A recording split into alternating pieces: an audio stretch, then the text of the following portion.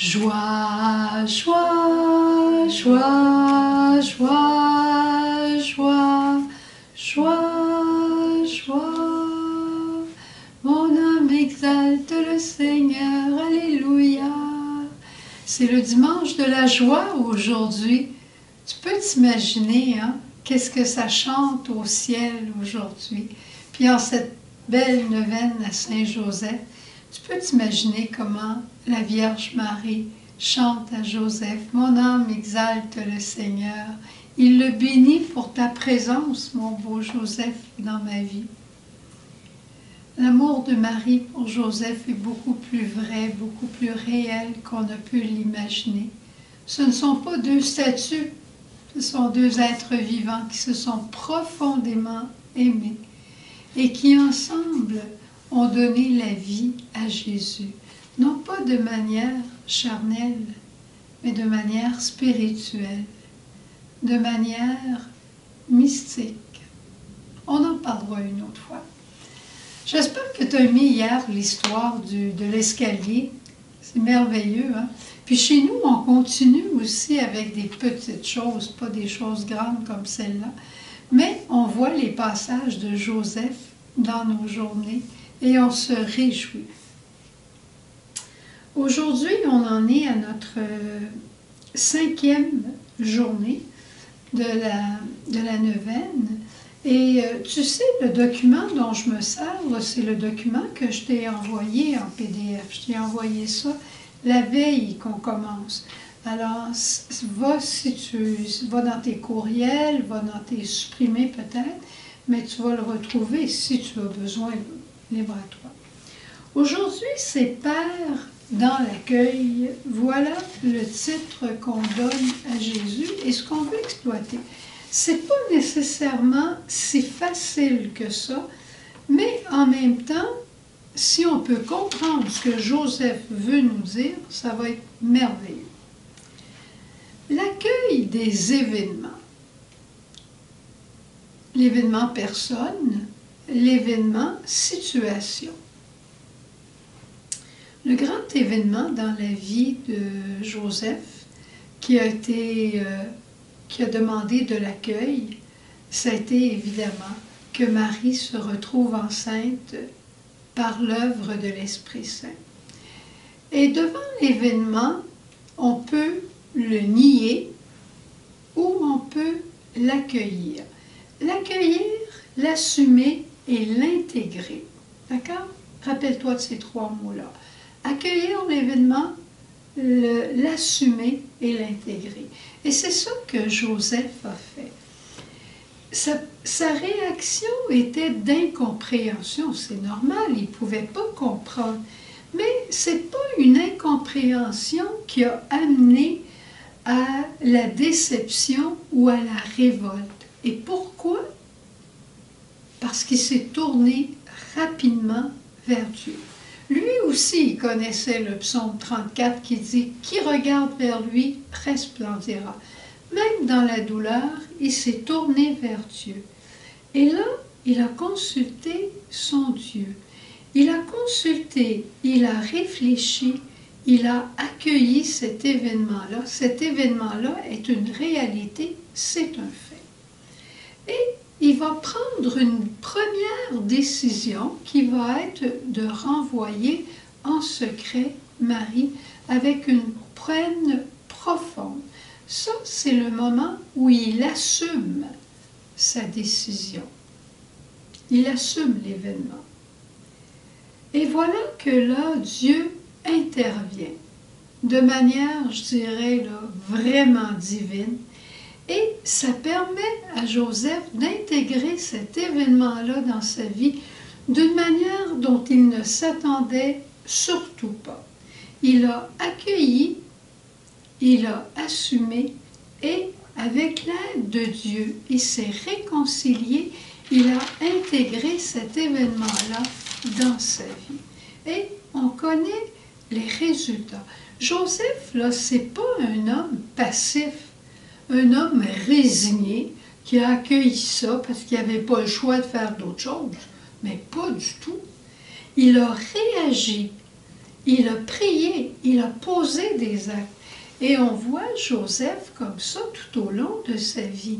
Dieu lui dit, attends, je vais te dire l'heure, Joseph. Mais Joseph réagit. On n'a qu'à penser quand il est arrivé à Bethléem. Hein? Il est arrivé à Bethléem, frappe à une porte, frappe à l'autre porte. Personne ne lui ouvre, personne ne l'accueille. Alors lui accueille cet événement-là, d'être en quelque part rejeté de tout le monde, et il l'assume. C'est ça qui est la réalité. Je l'accueille, je l'assume et je dois faire quelque chose. Et il trouve une grotte et il arrange la grotte pour que ce soit un endroit le plus convenable possible pour Marie et l'enfant. Alors tu vois qu'accueillir les événements, ce n'est pas vivre dans la passivité et dire je l'ai subi, pas du tout.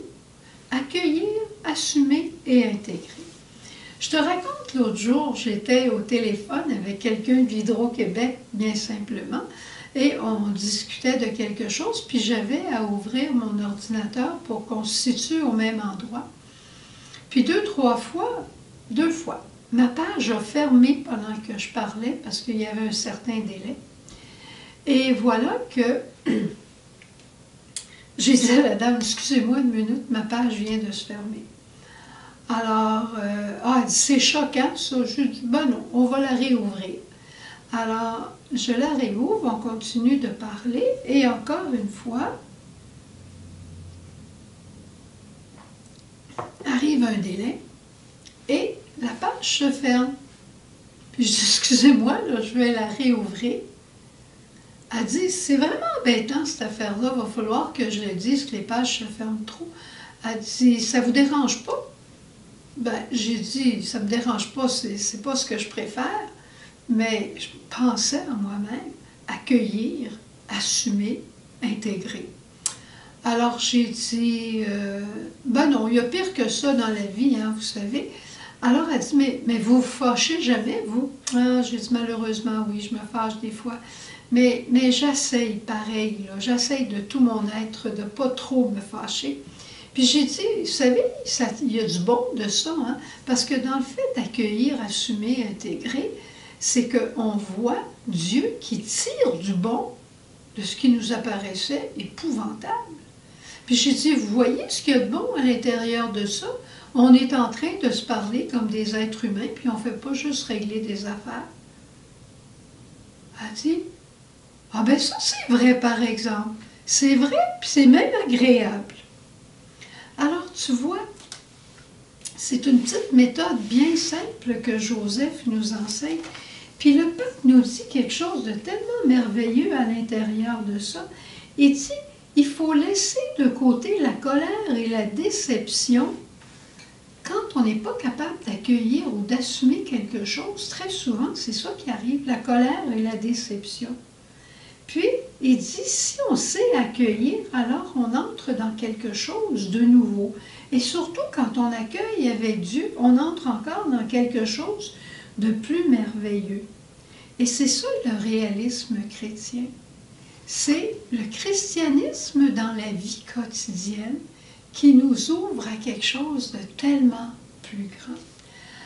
Mais pour ça, là, il faut avoir un don. Te souviens-tu d'un don que j'aime beaucoup, puis que dont j'ai parlé souvent dans le Tréduit, le don de force dans la maladie, puis je te disais que c'était plus grand que la santé.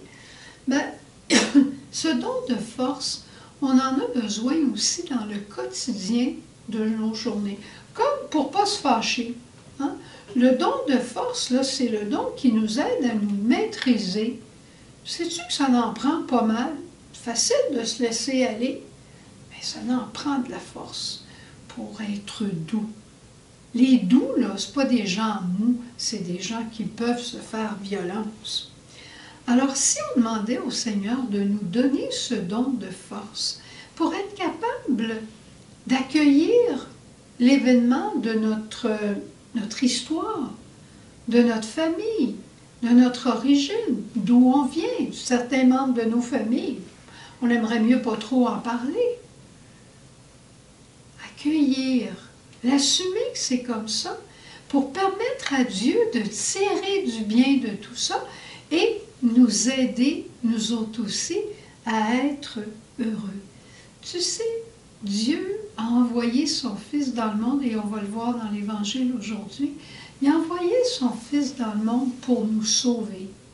Pas juste pour nous sauver à la fin de notre vie, mais nous sauver dans le quotidien des événements que parfois on a de la misère à accueillir, qui nous déroutent complètement, comme l'événement de Joseph, mais avec la grâce, avec l'aide de la prière, avec l'aide de Saint Joseph de ce temps-ci, on arrive à pouvoir être sauvé, accueillir l'événement, l'assumer et l'intégrer dans notre vie et permettre à Dieu d'en faire des merveilles. Alors, merci Saint Joseph, merci notre beau Saint Joseph d'avoir vécu ça pour nous l'enseigner.